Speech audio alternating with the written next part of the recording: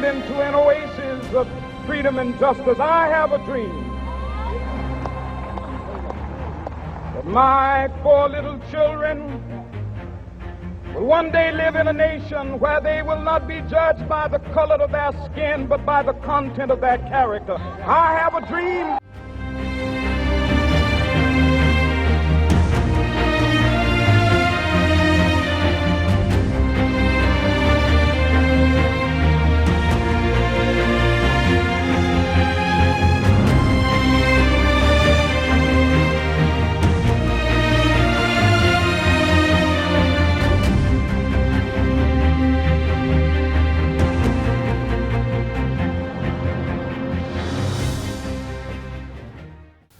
Well, that was a great opener, and it leads us to our first question.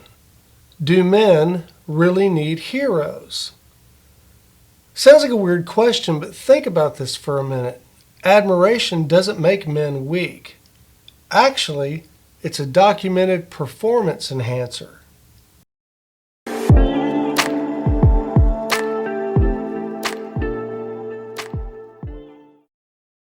Psychologists call it moral elevation and awe.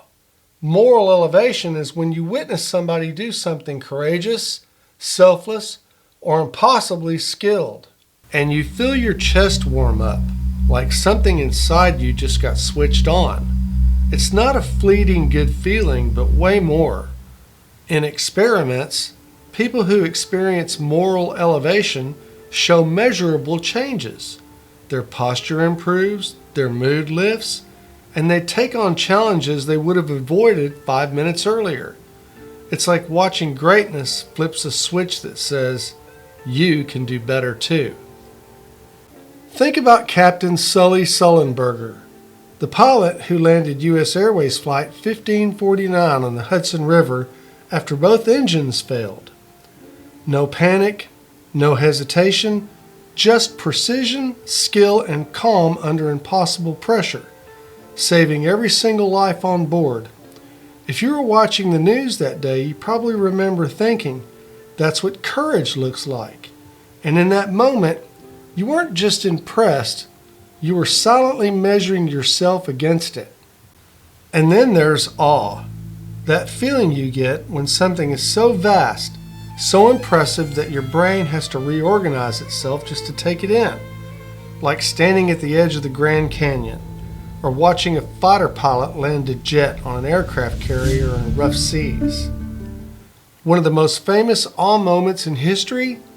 July 20th, 1969. Over 600 million people around the world watched as Neil Armstrong took that first step onto the moon. Families huddled around TVs, holding their breath. For a moment, everyone was reminded of what human beings are capable of when they push beyond fear and the limits of what's possible. These aren't just poetic concepts. Researchers have hooked people up to heart rate monitors and brain scans during these moments. And the results are real. Stress hormones drop. Dopamine and oxytocin, the brain chemicals linked to motivation, bonding, and drive, go up. People not only feel more inspired, they actually perform better in the hours and days that follow. That's why admiration isn't soft, it's fuel. And in a world where that fuel is harder and harder to find, it's no wonder so many men are running on empty. But here's the problem. Our supply of real-life role models has thinned, and the cost of that shortage is showing up in ways that most of us don't even see. Look, hero worship gets a bad rap. People think it's childish or just blind devotion. But in psychology, moral elevation is that warm, almost electric feeling you get when you witness an act of courage, kindness, or excellence. And guess what? It changes you. In lab studies, people who watch a short clip of someone doing something heroic are more likely to help strangers, donate money, and even work harder on difficult tasks.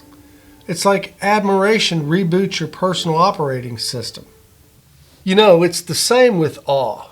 Stand at the base of a mountain or watch somebody nail a perfect 10 in gymnastics. your brain literally starts scanning for ways to improve your own game. You see, admiration doesn't make you passive, it makes you active.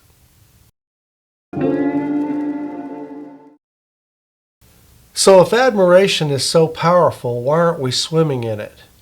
Well, here's the uncomfortable truth. Our hero pipeline is broken. 50 years ago, a boy could find role models everywhere.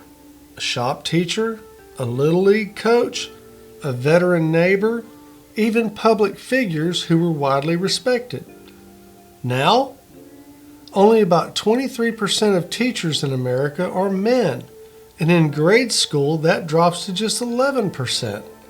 That means fewer boys are growing up with male mentors in the classroom, the place where kids spend the majority of their time. Outside of schools, sports leagues are disappearing in a lot of communities. Little league teams are folding up, youth football programs cutting back, even community centers are closing their doors. For a lot of us, those were the places where we first saw hard work, discipline, and fair play modeled in real life. And in the media, we're stuck in a 24/7 scandal cycle, where heroes get built up and torn down before you can even learn from them. One week, someone is a global inspiration, the next, they're in handcuffs, or the truth comes out that their story was never what it seemed in the first place. We've all watched championship athletes fall from grace over doping and cheating. Politicians who campaigned on integrity got caught in bribery or affairs. Business icons whose grit and vision inspired millions exposed for fraud or exploitation. Even some of our cultural and entertainment heroes have been unmasked as abusers. And when someone we've admired lets us down like that, it does more than damage their reputation. It chips away at the public's trust, not just in individuals, but in the idea that heroes can even exist. Surveys show trust in institutions is already at historic lows. And every scandal confirms the suspicion that nobody's truly worthy of that pedestal. That loss of trust is toxic because it changes how we relate to inspiration. Instead of asking, how can I be more like them? We start thinking, when will they disappoint us? And when that's the default mindset, admiration shuts down. And with it, the drive to model yourself after someone great. This is the horrible part. Without trustworthy heroes, young men are left to navigate life without a clear blueprint for honor, courage, and integrity. And when the blueprint disappears, fewer men know how to build themselves into something admirable. And here's the other factor. We've lost shared heroes. You see, it used to be that everyone would tune into the same thing, like the moon landing. But today, our attention is so fractured that the people you admire, I may have never even heard of. We're kind of in hero silos, and the inspirational fire doesn't spread like it used to. This really isn't nostalgia, but when a man grows up without an admirable figure to measure himself against, two things happen. One, they aim lower because they've never seen what higher looks like up close. And two, they start building identity around anti-heroes, people who are loud, controversial, or successful without embodying any real virtues. And here's something most people don't realize. Exposure matters more than talent. Economists found that kids who grow up near inventors are way more likely to become inventors themselves, not because they're smarter, but because they saw the path. It's sad that we're losing such a valuable resource. If this continues, the cost won't just be personal, it'll be generational. History's full of great men of accomplishment who were shaped by the heroes they looked up to. Abraham Lincoln carried the words and ideals of the Founding Fathers with him into the darkest chapter of our nation's history.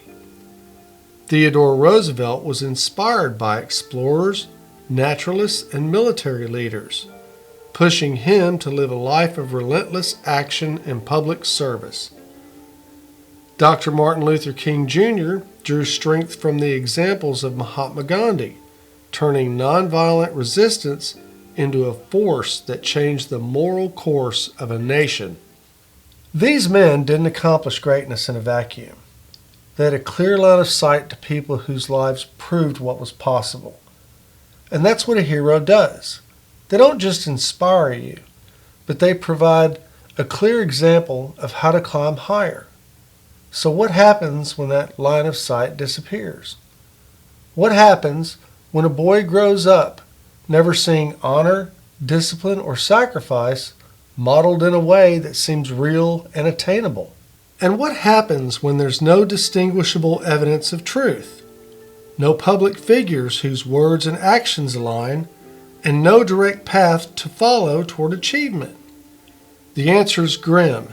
You don't just lose individual potential, you lose community strength.